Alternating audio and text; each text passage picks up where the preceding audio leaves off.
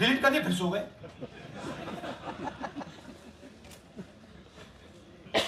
हमारी माइंड में पहले सवाल था कि क्या इलेक्शन कमीशन भी सो रहा है, मगर नहीं, सोया कोई नहीं है, जगे हुए हैं, सिस्टमैटिकली मदद हो रही है। ये देखिए दूसरी बात, जो भी डिलीट कर रहा है वोटर लिस्ट में उसका सीरियल नंबर 1 है। मतलब जो भी वोटर लिस्ट में पहले नंबर पे आता है वही डिलीट कर रहा है। 5वें नंबर वाला, 7वें नंबर वाला, 10वें वाला कोई नहीं कर रहा। तो हो क्या रहा है, सॉफ्टवेयर से यह काम किया जा रहा है। सॉफ्टवेयर प्रोग्राम कह रहा है पहला नाम निकालो और इसका प्रयोग करके डिलीट करो।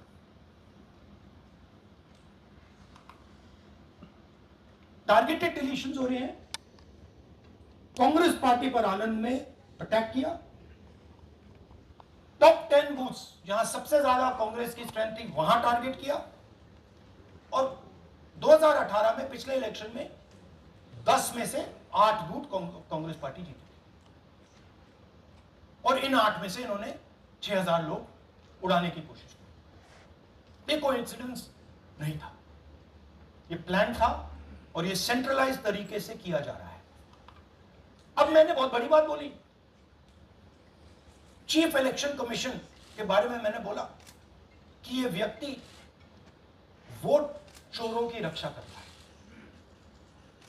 जो भी मैं यहां बोल रहा हूं 100% प्रूफ के साथ, सबूत के साथ बोल रहा हूं।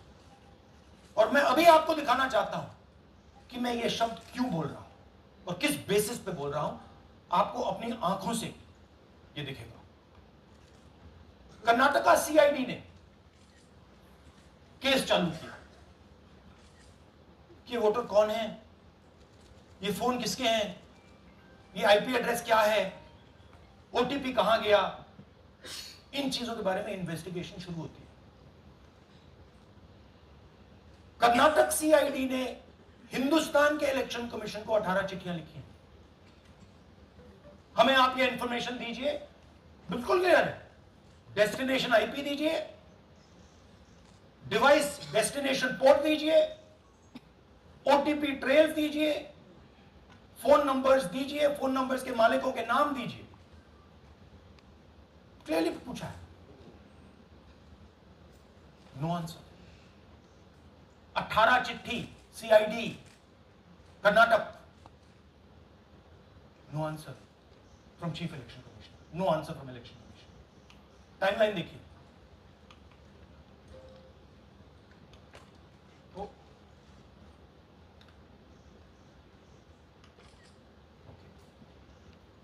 फरवरी 23 में इन्वेस्टिगेशन शुरू होती है। मार्च 23 में कर्नाटका सीआईडी चिट्ठी लिखती है ईसीआई को कि हमें सारे डिटेल्स दे दीजिए। अगस्त में इनकंप्लीट डिटेल्स दी जाती है जिससे कोई इन्वेस्टिगेशन आगे नहीं बढ़ेगा। जिन चीजों की जरूरत थी वो नहीं दी, जिसकी जरूरत नहीं थी वो सारी दे दी। पहला सबूत। दूसरा सबूत, 18 बार रिमाइंडर लेटर गए हैं। आपको अगर सीआईडी एक बार लेटर भेज दे और आप नहीं गए, आप जानते हो क्या होगा। यहां पे इलेक्शन कमीशन को 18 बार लेटर गए हैं, कुछ नहीं हुआ है। बाद में क्या होता है, कर्नाटक ईसी इलेक्शन कमीशन को लिखता है, कहता है भैया हमें दे दीजिए, आपको इंफॉर्मेशन देना पड़ेगा। No reply. मार्च 25 में आखिरी लेटर सितंबर में गया है, कुछ ही दिन पहले। No reply from EC. यह है सबूत कि ज्ञानेश कुमार जी वोट चोरों की रक्षा कर रहे हैं, और यह ब्लैक एंड व्हाइट सबूत है, इसमें कोई कंफ्यूजन नहीं है कहीं।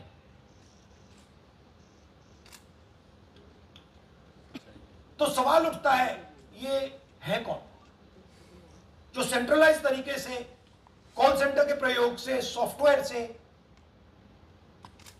अलग अलग प्रदेशों में वोट डिलीट कर रहे हैं, ऐड कर रहे हैं। इलेक्शन कमीशन जानता है, ज्ञानेश कुमार जी जानते हैं। अच्छा, ये सिर्फ आनंद में नहीं हुआ, ये अलग अलग कंस्टिट्यूएंसीज में हुआ है। आनंद में लीगल प्रोसेस चालू हो गई, पकड़ लिया। यहां महाराष्ट्र में उसी मोडस ऑपरेंडी से, उसी सिस्टम से यहां पे वोट ऐड हुए। आनंद में डिलीट, रजौरा में एडिशन, 6850। आपको याद होगा पिछले प्रेजेंटेशन में मैंने आपको नाम दिखाए थे, ये देखिए वही नाम यहां है। वही सिस्टम महाराष्ट्र में चल रहा है जो कर्नाटक में चल रहा था। नाम वैसे ही है, जेडब्ल्यू जेडब्ल्यू जेडब्ल्यू, पता वैसा है, जेडब्ल्यू जेडब्ल्यू, नाम यू ऐसे किसी ने टाइप करके लगा दिया। तो जो ये काम कर रहा है, ये उत्तर प्रदेश में, हरियाणा में, बिहार में, कर्नाटक में, महाराष्ट्र में वही कर रहा है।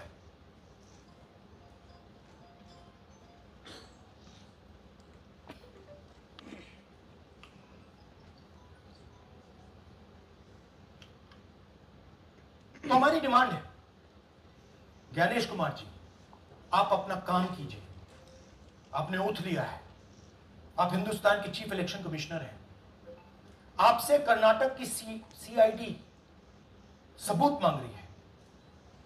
आप कर्नाटक की सीआईडी को यह सबूत 1 सप्ताह के अंदर दे दीजिए, नहीं तो पूरा हिंदुस्तान के सारे युवा इस बात को एक्सेप्ट करेंगे कि आप हिंदुस्तान के कॉन्स्टिट्यूशन, हिंदुस्तान के संविधान की हत्या में शामिल हो, हिंदुस्तान की संविधान की रक्षा नहीं कर रहे हो और वोट चोरों की आप मदद कर रहे हो।